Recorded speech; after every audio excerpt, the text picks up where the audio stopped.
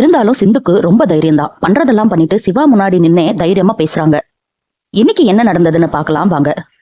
நேஹா சிந்துவை பார்த்து, அதான் சுல்லானோட அம்மா வந்துட்டாங்கல்ல, நீ கிளம்பு அப்படின்னு சொல்றாங்க. சிந்துவும் சுல்லானை கட்டி பிடிச்சு அழுதுட்டு அவனை நல்லா பாத்துக்கோங்கன்னு அவங்க அம்மாட்ட சொல்லிட்டு அங்க இருந்து கிளம்புறாங்க. அது மட்டும் இல்லாம சிவா கிட்ட வந்து, நீ என் மேல இருக்கிற கோவத்துல சுல்லானா எங்க கவனிக்காம விட்டுருவியோன்னு நினைச்சேன் டாக்டரே. எப்படியோ சுல்லானை காப்பாத்திட்ட, ரொம்ப நன்றி அப்படின்னு சொல்றாங்க. சிவா உடனே, நான் என்ன உன்ன மாதிரி மனசாட்சி இல்லாதவன்னு நினைச்சியா? எனக்கு எல்லா உயிரும் ஒண்ணுதான், அதுக்கு என்ன பண்ணணுமோ நான் பண்ணுவேன். தான் உன் சுயநலத்துக்காக அந்த சின்ன பையனை போய் பொய் சொல்ல வச்சுட்ட. தயவு செஞ்சு என் கண் முன்னாடி நிக்காத, இங்க இருந்து கிளம்பிரு அப்படின்னு சொல்றாரு. அவர் கேட்டது சரிதானே, எந்த பதிலும் சொல்ல முடியாம சிந்து அங்க இருந்து கிளம்புறாங்க. அன்னபூர்ணி பைரவி கிட்ட வந்து, ஆறுமுகத்துக்கு கல்யாணம் நடந்தா பழனிக்கு போய் 6 அடியில தங்கவேல் சாத்துறதா நான் வேண்டியிருந்தேம்மா. இப்ப கல்யாணம் ஆயிருச்சு, நீயும் வந்தாதான் இந்த பரிகாரத்தை நல்லபடியா முடிக்க முடியும் அப்படின்னு சொல்றாங்க. நீங்க கூப்பிடும் போதெல்லாம் அப்படியே வந்துட்டு இருக்க முடியாது, எனக்கு 1008 வேலை இருக்கு, நான் படிக்கணும், என்னால வர முடியாதுன்னு சொல்றாங்க.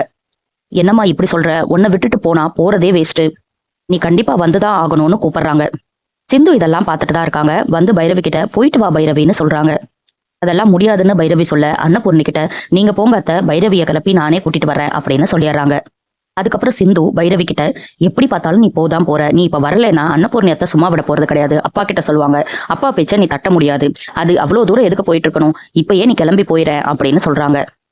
வா கிளம்புவோன்னு கூட்டிட்டு போறாங்க. கோயிலுக்கு வர்றதுக்கு பைரவி சம்மதிச்சிட்டாளா அப்படின்னு சொல்லி சிவாவோட அப்பா கேட்கிறாரு. சிந்து எப்படியாவது கூட்டிட்டு வர்றேன்னு சொல்லியிருக்கானேன்னு பேசிட்டு இருக்காங்க. அதுக்கப்புறம் சிந்துவும் பைரவியை கூட்டிட்டு வந்துடுறாங்க.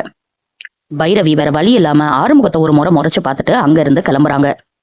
பூர்ணி இதுக்கு நடுவுல மகா எங்கன்னு கேக்குறாங்க. சிவாவோட அப்பா, மகா அவங்க தங்கச்சி ஊருக்கு போயிருக்கா, 2 நாள் ஆகும்னு சொல்றாரு. வார்த்தை கூட என்கிட்ட சொல்லலையேன்னு அன்னபூர்ணி கேட்க, சிவா கல்யாணத்துல இருந்து என்கிட்டயே அவ சரியா பேசுறது இல்ல அப்படின்னு சிவாவோட அப்பா சொல்றாரு. ஆக மொத்தம் வீட்டுல யாருமே இல்ல. சிட்டு சிந்து கிட்ட, அப்போ உங்க 2 பேத்துக்கு மட்டும் சமைச்சா போதும் இல்ல அப்படின்னு கேக்குறாங்க. கல்யாணம் ஆனதுல இருந்து நான் டாக்டருக்கு சமைச்சே போடல, இன்னைக்கு என் கையால தான் அவருக்கு சாப்பாடே, நானே சமைக்கிறேன் அப்படின்னு சொல்லிட்டு காய்கறி கட் பண்ண உட்கார்றாங்க.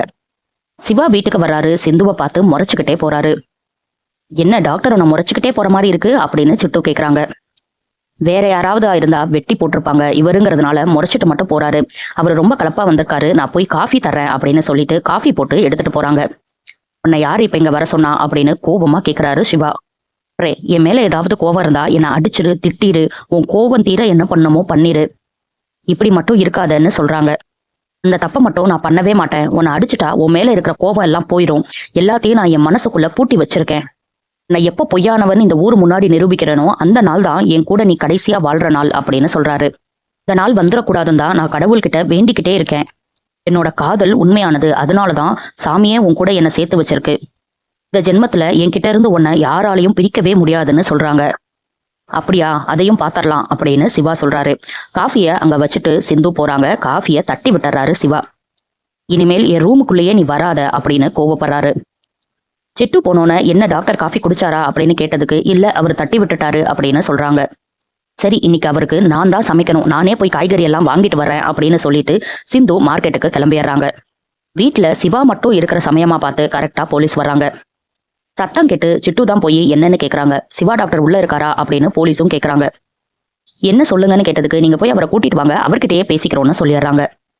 சிட்டுவும் போய் சிவா கிட்ட, போலீஸ் வந்திருக்காரு வாங்கன்னு கூப்பிட்டுட்டு வராங்க. என்ன ஆச்சு, ஏதாவது பிரச்சனையான்னு சிவா கேட்க, இதை படிங்க உங்களுக்கே எல்லாமே புரியும்னு கையில ஒரு லெட்டரை தர்றாங்க. அதை பார்த்துட்டு பயங்கரமா ஷாக் ஆகுறாரு சிவா. உங்களை அரெஸ்ட் பண்ணி கூட்டிட்டு வர சொல்லியிருக்காங்க, டிஎஸ்பி இன்னும் 1/2 hourல போலீஸ் ஸ்டேஷன் வந்துருவாங்க, உங்களை அங்க வச்சு விசாரிக்கணும்னு சொல்லியிருக்காங்க, உங்க சைட்ல ஏதாவது ஆர்குமெண்ட் இருந்தா அங்க வந்து சொல்லுங்கன்னு சொல்லிடுறாங்க. சஸ்பென்ஷன்ல இருக்கிற நீங்க எப்படி குழந்தைங்களுக்கெல்லாம் ட்ரீட்மெண்ட் பார்க்கலாம், அந்த குழந்தைங்களுக்கு ஏதாவது ஆயிருந்தா என்ன பண்றதுன்னு கேட்கறாங்க. நான் போனனாலதான் குழந்தைங்களை காப்பாற்ற முடிஞ்சது, இல்லாட்டி நிறைய குழந்தைங்களுக்கு ஏதாவது ஆயிருக்கும், பாராட்டலைனாலும் பரவாயில்ல, ஆனா இப்படியெல்லாம் பண்ணாதீங்க சார் அப்படின்னு சிவா சொல்றாரு. அது மட்டும் இல்லாம என் லாயருக்காவது நான் கால் பண்ணிக்கிறேன்னு கேட்கிறாரு.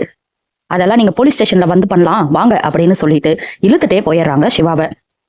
இதெல்லாம் எதுவுமே தெரியாம சிவாக்காக சமைக்கணும் அப்படின்னு மார்க்கெட்டுக்கு போய் காய்கறி எல்லாம் வாங்கிட்டு வராங்க சிந்து.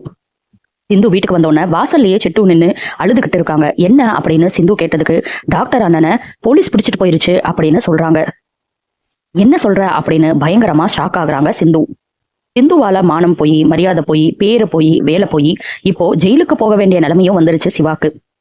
இனி என்னெல்லாம் நடக்க போகுதுங்கிறத நம்ம பொறுத்திருந்து பார்க்கலாம். அடுத்தடுத்து சிந்து பைரவில என்ன நடக்குதுன்னு தெரிஞ்சுக்க சப்ஸ்கிரைப் பண்ண மறந்துடாதீங்க.